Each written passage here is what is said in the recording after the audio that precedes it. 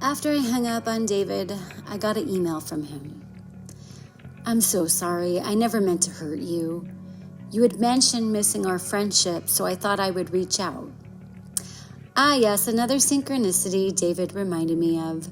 A couple months after our breakup, I had another near-miss situation with him.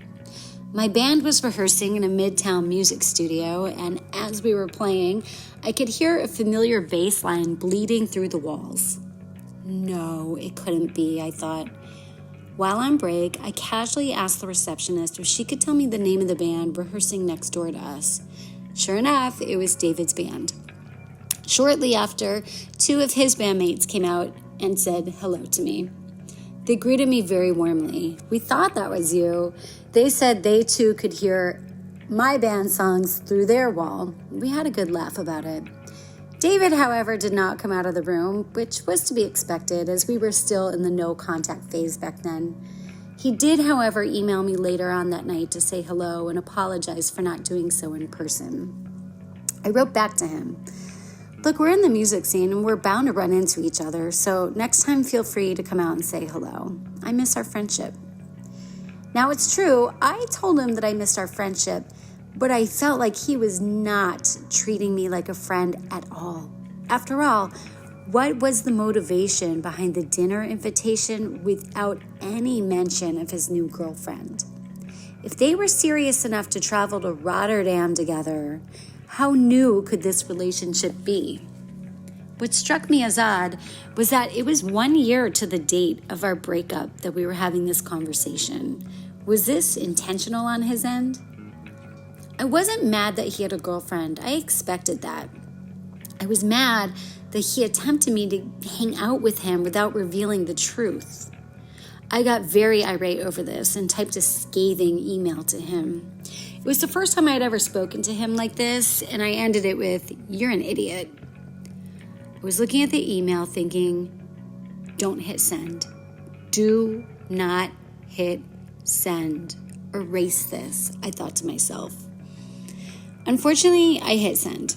And I guess in that moment, I wanted him to leave me alone permanently.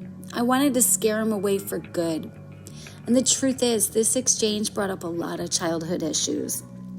The situations that we're born into, they are a lottery of sorts. And to be honest, I did not win that lottery at all. My childhood consisted of an unnatural amount of rejection and surviving a string of violent encounters that no kid should have to go through. And being the bullied scapegoat at school, it affected my dating life. Somewhere deep down, I had a self-concept of not being good enough, which is probably why I stayed with David for as long as I did during that runner phase. If I was trying to push him away, I got my wish. He wrote back to tell me he wanted to be friends, but we should forget all about that now. Then he hit below the belt. There's nothing left between us. It felt cruel and it felt unnecessary. I wrote back, "Don't flatter yourself. I ascertained long ago that I deserved better." Ah, yes, our first fight. 1 year to the date of our breakup. And even though I attempted to send him another message to keep the peace, the damage had been done. David made it clear he did not want to stay in touch in any capacity. So I broke down and wrote to him and told him all about my childhood, that I was carrying a lot of anger and that it all came out in that particular email. It's a conversation I probably should have had with him before agreeing to be in any kind of a relationship, but telling him now in an email was futile. He wrote back, "I'm sorry, you don't deserve that at all, but I don't think we should be friends." And with that, David left my life one more time. Or so I thought. Again.